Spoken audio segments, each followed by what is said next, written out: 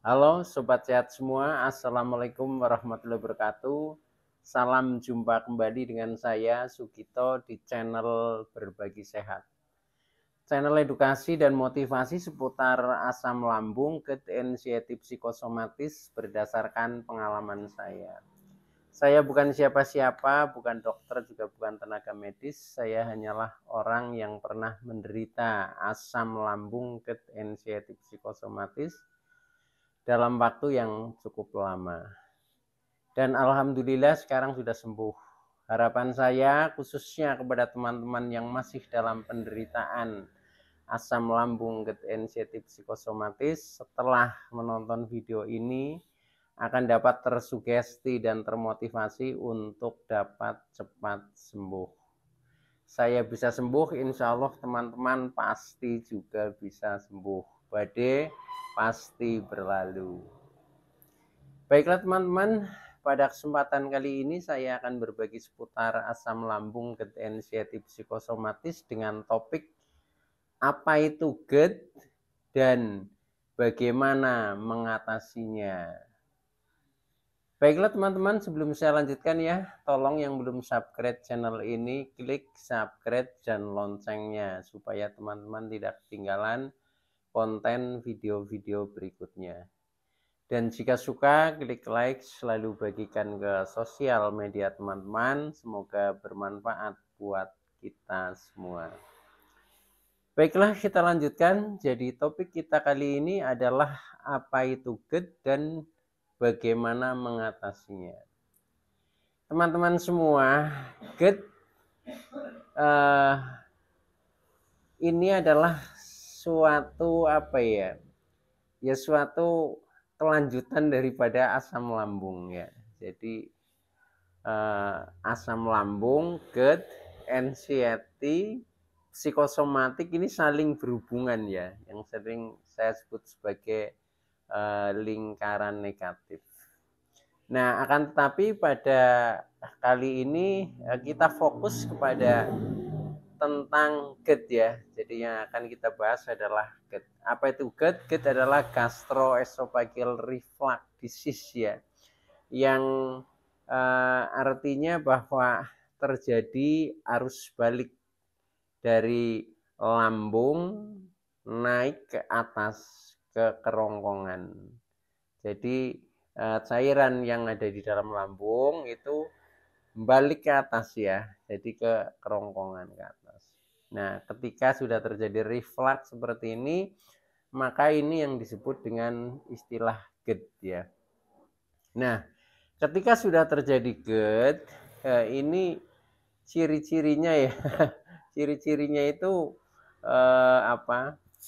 Biasanya dada terasa panas seperti terbakar ya, dada terasa nyeri ya, terasa nyeri, kemudian agak nafas kadang terganggu ya, menjadi agak pendek, sampai ke tenggorokan ini kadang juga sampai terasa mengganjal itu ketika sudah terjadi GERD. Selain itu juga ada rasa-rasa lain ya, yang nyeri di kadang berpindah-pindah di seputar dada. Nah, ini semuanya adalah termasuk ciri-ciri daripada ketika kita terkena GERD teman-teman.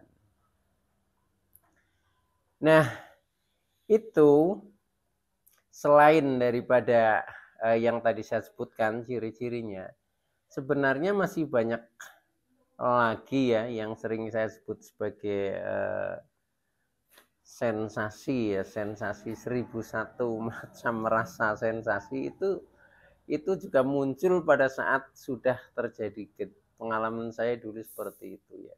Jadi bahkan tidak hanya di seputar dada ya, tapi ketika kita sudah terkena GERD, ini efeknya, efek rasa atau sensasi ini sudah menyeluruh ya.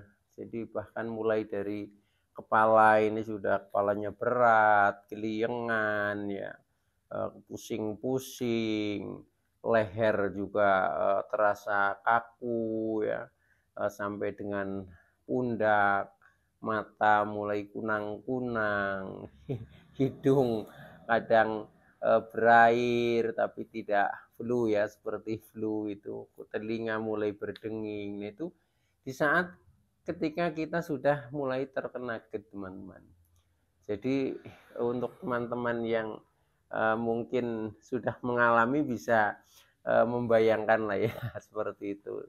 Tapi bagi yang belum dan mudah-mudahan jangan, nah ini sebagai ya informasi lah, melengkapi referensi ya, ketika kita menjaga kesehatan supaya jangan sampai terkena GERD gitu, teman-teman. Oke, jadi itu ciri-cirinya ya. Ciri-cirinya itu banyak sekali rasanya ya setelah kita terkena GERD. Nah, penyebab yang pertama ya karena asam lambung sering naik ya. Karena asam lambung sering naik sehingga menyebabkan GERD ya. Karena naik dengan kapasitas yang lebih tinggi ya, baik itu volumenya maupun pH-nya, sedangkan asam lambung itu juga mengandung gas. Nah, akhirnya perut menjadi penuh ya, atau lambung penuh. Nah, karena penuh menekan klep ya, klep ini lambung ya di esofagus. Nah, ini akan akhirnya cairan asam lambung itu akan naik ke atas. Nah, itu karena disebabkan oleh asam lambung yang sering naik. Nah, maka dari itu untuk teman-teman ya yang mungkin asam lambung kadang sudah naik tapi sensasinya baru di seputar perut. Nah, ini masih asam lambung biasa ya.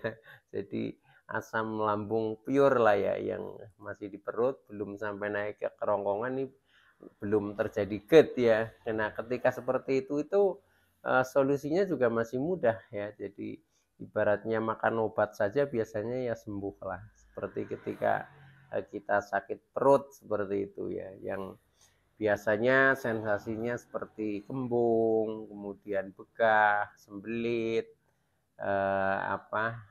kadang agak mengganjal di ulu hati, kadang agak mual, itu sensasinya paling hanya seperti itu.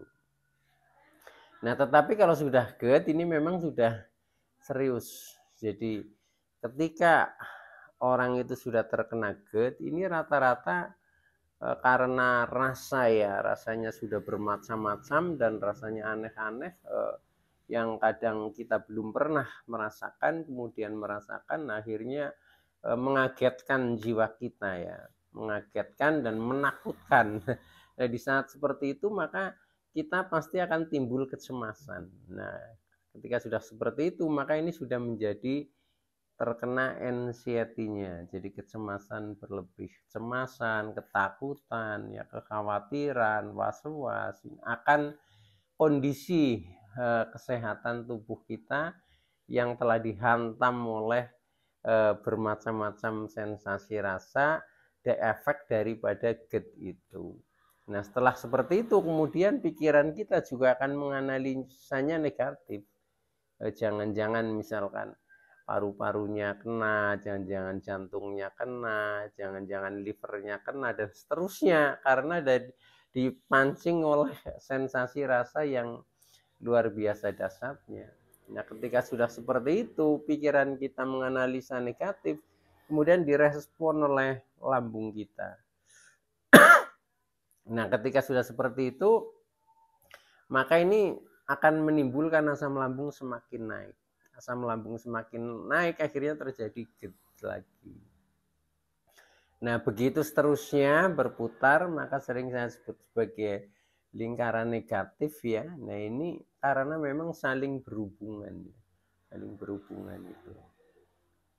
Nah, maka dari itu ketika kita terkena GERD itu, maka solusinya juga karena penyebabnya sudah mulai kompleks ya.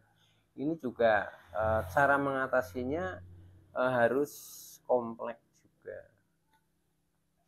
Nah, sekarang yang jadi masalah adalah bagaimana cara mengatasi ketika kita sudah terkena GERD. Nah, pengalaman dari yang saya rasakan ya pada waktu itu, nah itu memang ini betul-betul memprihatinkan ya Bran kita, dan butuh perjuangan kita untuk bisa keluar dari jeratan getnya atau bisa sembuh gitu. Tapi dengan kita punya tekad, punya semangat, itu insya Allah tetap sembuh ya, karena uh, asam lambung ini ya tidak berbahaya lah, tetapi harus kita cermati dan harus kita taklukkan supaya tetap dalam kondisi yang normal. Nah, akhirnya tidak berefek pada kesehatan yang lain. Oke teman-teman, jadi sekarang cara mengatasi GERD ya, cara mengatasi GERD. Nah, maka ini mulai dari karena faktornya kompleks ya, ini juga mengatasinya kompleks. Yang pertama kita jaga tentang pola makan kita ya, supaya asam lambung tidak selalu naik. Maka makan kita yang pertama harus tepat waktu ya, jadi biasakan tepat waktu. Kemudian menghindari makanan-makanan yang kontradiksi di lambung ya, contohnya makanan-makanan pedas, makanan asam-asam ya, makanan yang berlemak tinggi seperti daging merah, makanan yang berminyak, makanan yang bersantan dan lain sebagainya, yang sering kita sebut sebagai makanan pantangan teman-teman. Nah, itu harus dikendalikan supaya asam lambung tidak naik sehingga tidak terjadi GERD. Itu solusi yang pertama atau cara mengatasi pertama. Kemudian yang kedua cara mengatasinya yaitu kita juga harus menjaga pola hidup kita. Artinya kita harus mengatur pola aktivitas kita. Intinya aktivitas jangan diforsir, jangan berlebihan ya, sehingga kita tidak kecapean. Itu. Nah, selain itu juga kita harus mengatur pola istirahat ya. Contohnya tidur ya minimal 7, 8 atau 9 jam itu lebih bagus. Supaya tubuh kita daya tahannya menjadi kuat ya, menjadi kuat. Nah, itu maka kita butuh untuk istirahat gitu. Selain itu juga kita jangan sering misalkan seperti begadang, ya pokoknya yang berlebihan lah waktunya itu. Nah, itu maka ini pola hidup sangat menentukan. Itu solusi yang kedua. Nah, kemudian yang ketiga, karena GERD juga bisa ditimbulkan dari apa ya, pengaruh pikiran dan kejiwaan kita ya, yang akan memacu asam lambung naik kemudian menjadi GERD. Nah, maka pikiran juga harus tenang ya, harus tenang. Kemudian perasaan juga harus damai ya, tidak perlu terlalu cemas, tidak perlu takut, tidak perlu khawatir, tidak perlu was-was seperti itu. Jadi, nah caranya supaya bisa pikiran ini tenang ya, maka pikirkan yang menyenangkan ya. Jadi intinya pikiran harus tenang dan senang itu. Oke ya teman-teman. Nah, kemudian selain itu, selain kita juga harus berpikir harus yang tenang, yang senang ya. Nah, ini juga kita untuk lebih menenangkan pikiran ya. Ini solusi yang terakhir adalah kita juga harus banyak mendekatkan diri kepada Tuhan yang Maha Kuasa, Allah Subhanahu wa taala.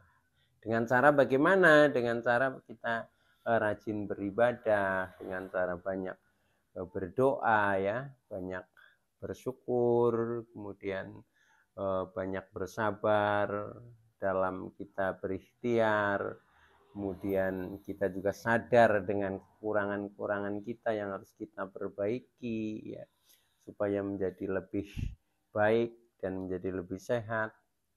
Selain itu kita juga harus ikhlas ya di dalam kita menjalani kehidupan ini walaupun sedang dalam penderitaan, sehingga akan menjadi tenang dan akhirnya tidak selalu naik ya, akhirnya menjadi normal dan akhirnya menjadi sembuh, teman-teman. Oke, jadi itu dulu ya yang bisa saya sampaikan. Intinya seperti itu. Eh, Mudah-mudahan bagi teman-teman yang masih dalam penderitaan asam lambung ketensiatif psikosomatis akan segera sembuh. Oke, terima kasih atas like, subscribe, serta komennya. Kurang lebihnya mohon maaf ya. Saya Sugito dari channel Berbagi Sehat. Saya bisa sembuh, insya Allah teman-teman pasti juga bisa sembuh. Badai pasti berlalu. Oke, terima kasih. Wassalamualaikum warahmatullahi wabarakatuh.